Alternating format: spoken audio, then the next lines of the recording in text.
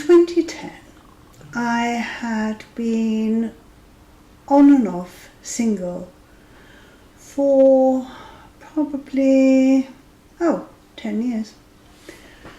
And during the summer, I had been going to and fro from Devon to where I lived in Weybridge in search of a flat to move into, and it had to have room for an artist studio, and it had to be within spitting distance, literally spitting distance of the sea, so that I could almost get my own windows wet from the sea spray. So I was not particularly looking for somebody to meet. However, I was on a dating site because my friend Sarah used to have soirees at her barn in Guildford, and you had to bring a +1, otherwise you couldn't go. So I had rejoined this dating site. It was encounters from the Times newspaper, just to find some man to take along to one of her soirees. It was a lovely lunchtime, and they were very enjoyable, so you just needed that extra person, and hopefully they would meet somebody that they really liked. It didn't need to be me. Didn't need to be me, so they just had to be reasonably nice and presentable. So with that in mind, I had been taking along these gentlemen that I had interviewed so that we could go to Sarah's soirees together. And then came the summer, and I was going back and forward to Devon, and eventually I had found a flat literally just a road's way away from the sea. A road and a railway line. It was on that coastline, and it was in Dawlish, and it would have been fabulous because it was so close. You could just watch the sea. It was just magnificent. It also had 2 floors, and the top floor would have been perfect for my art studio. So I was cock-a-hoop with my choice, and I came back to Weybridge and I put my flat on the market. And I was in the middle of negotiating with a prospective buyer. Then one day I thought, I'm not going to go to any more of Sarah's soirees, so I'm just going to delete myself from encounters so I don't have to worry about logging in and answering emails if I got any. So I went online, and with encounters, if you're online, then I do believe I remember correctly, but I think a little green light comes up, and it shows anybody that has got you in their favourites. I think I just used it as a filing system, frankly. So if you were in their favourites, then they would be able to see that you were online, because a little green light would come up. Not a little green man, just a little green light. So I was in the midst of deleting my profile, and I got a message. I got a message from a 69-year-old man, and his message went something like this: I've seen your profile. If you would like to look at mine, please do. I'm a big boy. I would be happy for you to answer thanks but no thanks, or you must be joking. Either would be acceptable. Just please reply. So I looked at his profile and I thought, oh my goodness, he's an old age pensioner. And I must admit, he didn't put up his most flattering photograph. He was wearing an anorak, he was wearing his old man glasses. His hair was all windswept and not particularly well cut. He needed a haircut. And he was on his friend's canal boat at the helm. And I thought, oh, what shall I do? I'm a firm believer in fate. So I thought, well, what if this is the one? What if, you can't just go on your first impression. I think that's quite important. But I couldn't be bothered with all the toing and froing. And frankly, I didn't want to stay on that website. So I said, look, send me your mobile number and I will give you a call. I can't be dealing with this constant messaging. I'll give you a call and see if we have anything in common, if there is any rapport. And blow me, he sent me his mobile number. And I suppose 5 minutes later, I rang him. Now let me explain. I do like messing around with accents. And I had done it once before with someone, and it was great fun. And I thought, if I do this and he's not bothered with me, then frankly I'm not bothered.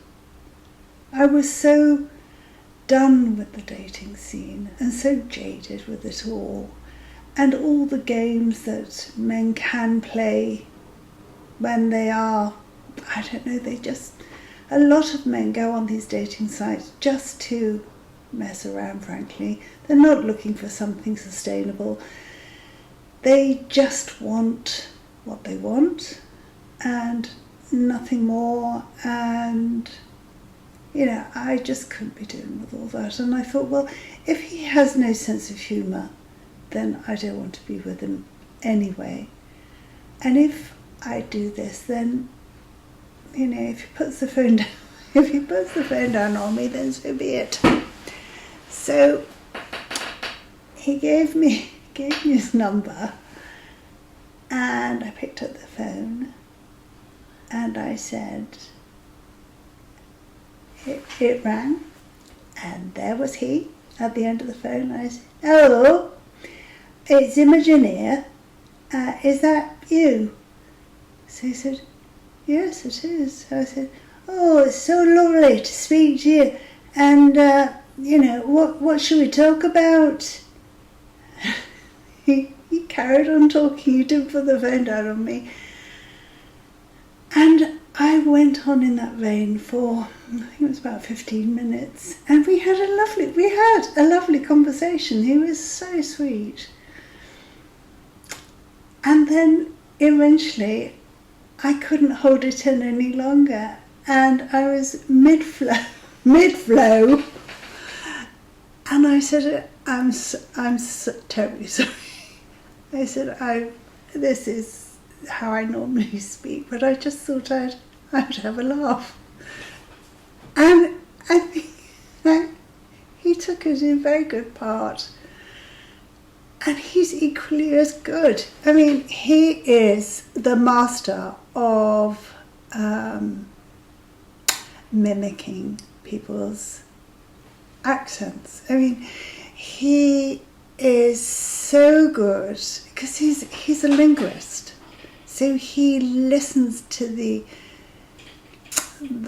minutiae of their accent and then is able to replicate it. So watching the television and listening to somebody Australian, for example, he will just do it, or South African or whatever. I mean, he is very good. He speaks fluent French and fluent Spanish, and he studied ancient Greek, but I've never heard him speak that. And he can speak Italian, despite him saying that he can't. Well, he can, because he can speak to an Italian waiter and they think he's a natural. So, I don't take his protestations of, I don't speak Italian, because any words that I give him, he will understand, even if I've looked them up on Google. So he did take it all in good part, and we laughed on that conversation for about 45 minutes.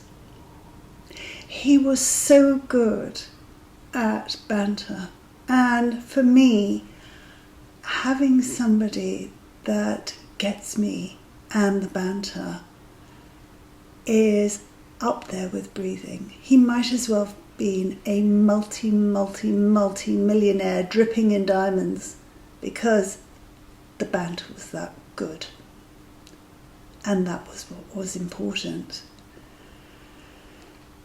I didn't know about his gargantuan brain at that point.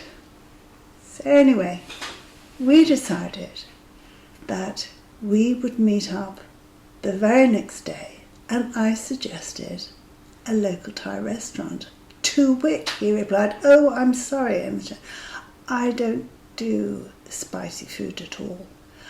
I don't like garlic, I don't like this, I don't like that, I don't like the other, but I don't mind English. So I chose a traditional English restaurant. And I think that was Saturday that we met up. And it was in the evening, and it was at 7:30. And I arrived on time, because I can't abide lateness. And bless him, he was already there sitting at the table. And I wore, bearing in mind I was only 53 at that point, I wore a grey shift dress, a knitted shift dress, just above my knee, with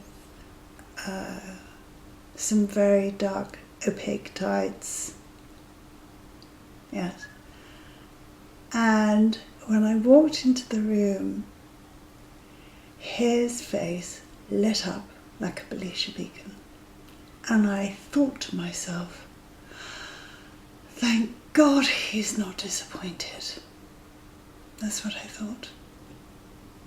I can remember thinking that, thank God he is not disappointed.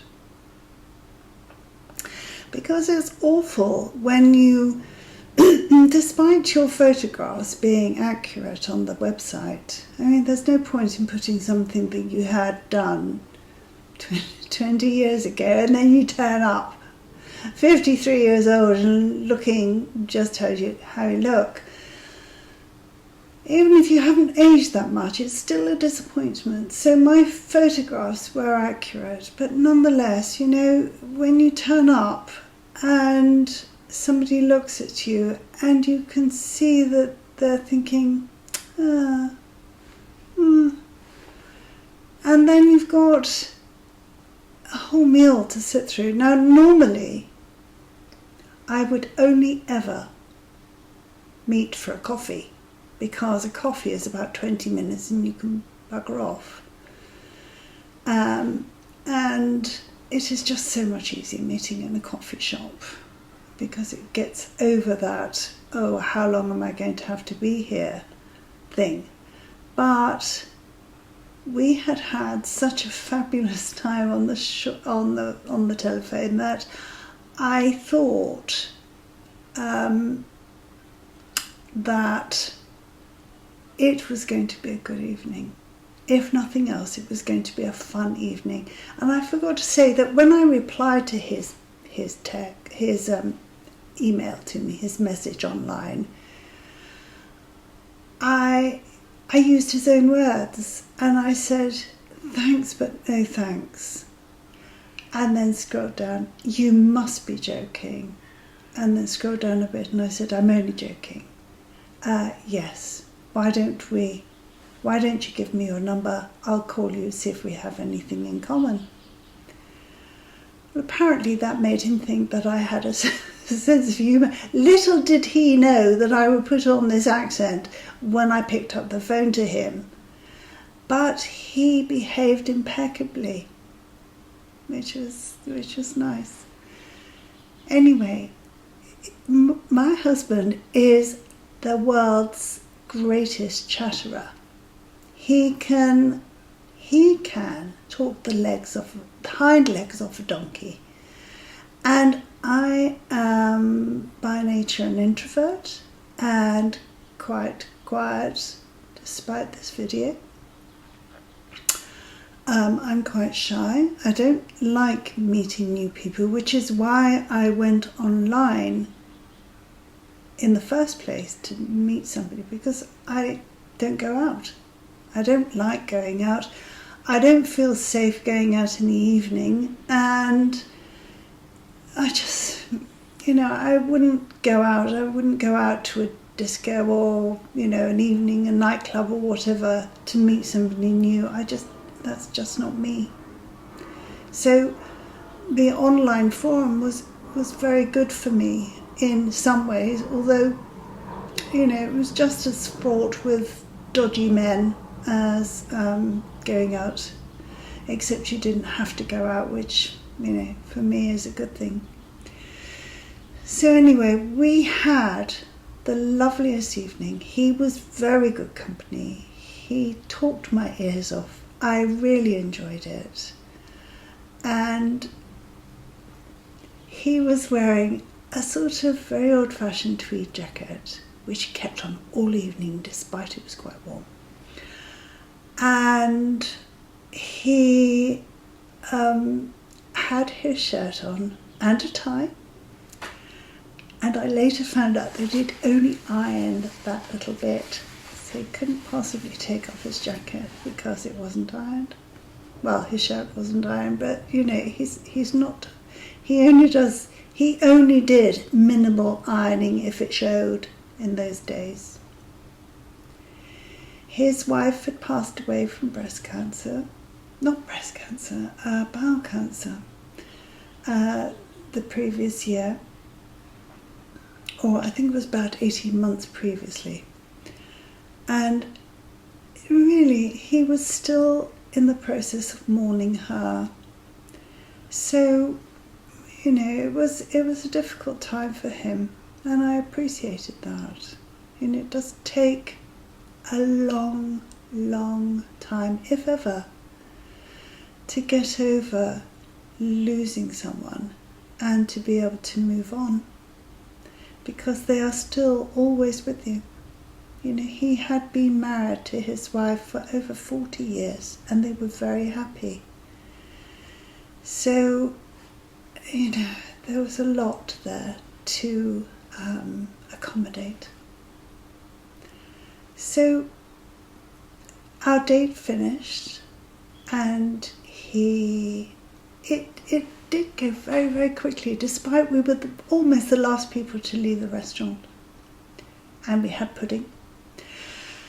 And at the end of the date, he walked me to my car and he bent down. He tells me for a kiss on the cheek, and I gave him my hand to shake. Because, it was an interview. It was an interview, and I never kissed somebody on the first time of meeting them. That was just, I just didn't. So I shook his hand, And we arranged to meet the following day. And we went on a date to, I think it was Wisley Gardens. And that was lovely. We went and we had tea and cake in their cafe. And we had a lovely, lovely walk around the gardens. And we chatted, and it was just lovely. And then that following week, he was already booked up to go on his friend's narrowboat for a week. So I wouldn't see him for a week. And I thought it would be rude of me to be texting him whilst he was on holiday. It would be intrusive. And so I didn't do that. But according to his friend, he was constantly checking his phone to see if I had texted him. He would do this several times a day, which I thought was terribly sweet. And had I have known, of course I would have texted him. But I didn't feel that I had the right to intrude. So he carried on looking, and I didn't text. And then the week later, we met up again. And thereafter, we would meet every day. And he never was short of something to say. That's what comes with being with a chatty person, which suits me fine. And he was so interesting. He is so clever. He can talk on so many subjects and does at length. He's a former pilot, and he's got a lot of tales to tell of travels all over the world, and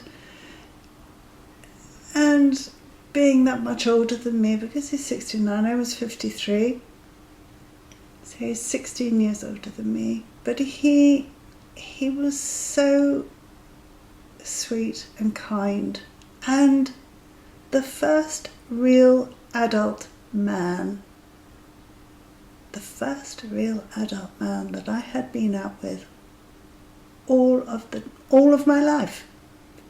You meet some men, and they, despite their age and their CV and so on and so forth, really, they are overgrown toddlers. They have behaviours that verge on sort of throwing themselves on the supermarket floor and scream until they're sick, until you get around to doing something that they want you to do for them.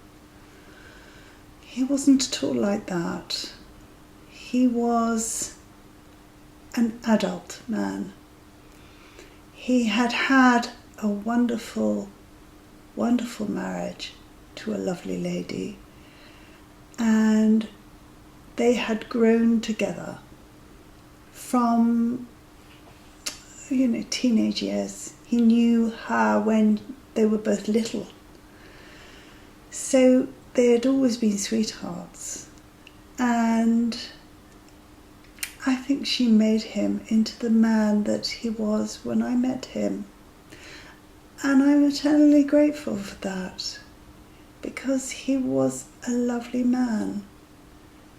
And there was no side to him, which was like a breath of fresh air, frankly. It was lovely. And one evening he said, I drive down Seven Hills Road from Guildford every evening, and I am so looking forward to seeing you. I can't believe it. Now, that's what I meant about online dating. If somebody in the beginning of your relationship isn't excited to be driving toward you, then frankly, they're just not that into you.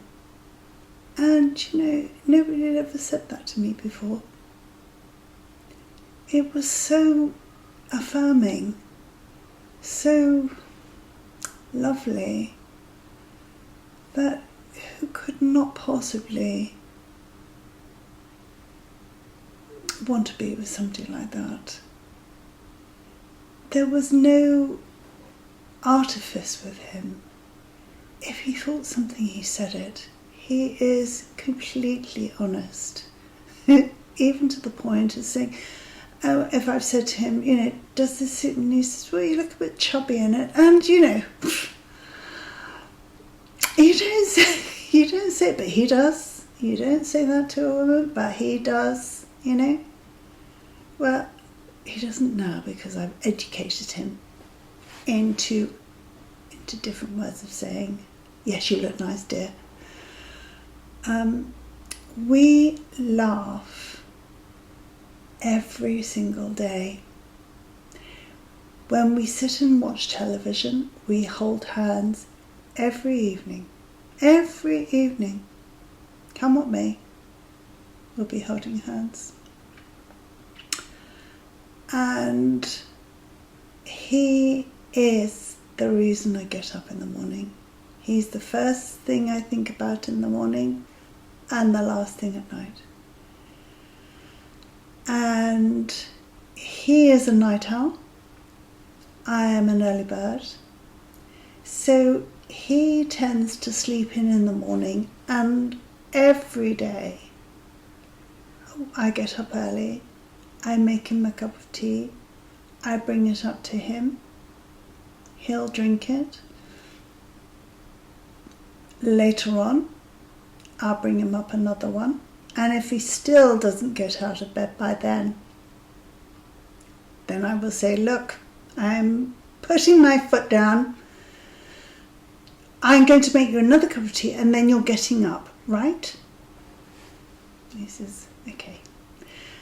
And if I offer to do something for him, he says, yes, if you don't mind. I mean, that's just so wonderful. He never expects anything, and yet I want to give him so much.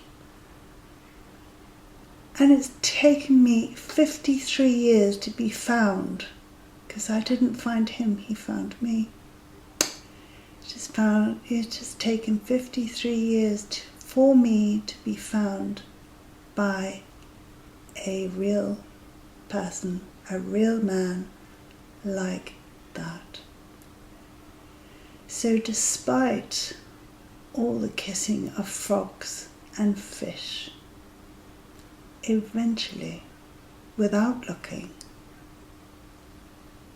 and without searching, at the very, very last nanosecond before I deleted myself, he found me. He tells me that he had had me in his favourites for about a month.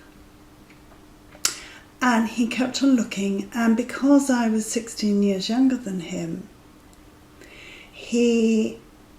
I was suggested to him, and because he put me in his favourites, and because I was 16 years younger, he thought, no, she's not going to go for 16 years older. But he couldn't delete me. And on that day, right at the last nanosecond, he thought, I have to do this or delete her and just move on. So that's why he sent me the message. And we often say to each other, isn't it wonderful that you didn't? And isn't it wonderful that he didn't put the phone down on me? He said to me once, why did you do that? Why put on an accent? And I said, because I wasn't bothered whether you like me or not. I thought, if this is fate, then it will happen, and if it's not, well, I just wasn't bothered. Now, some people worried about him marrying this much younger woman. And my friends worried about me being with such a much older man. And, you know, as he gets older, his needs will become more. But he comes from a very long-lived family. So, you know, we've got quite a few years ahead. We have been married now we've been together for 14 years. And I can truthfully say that it's gone in a nanosecond. We are even happier than the day we got married. And I cried throughout the ceremony. I was just so emotional that during our ceremony, when I had a slight break in his voice, because he is an emotional soul, I broke down totally. And while saying my vows, he had to say, "Come on, you can do it. You can do it."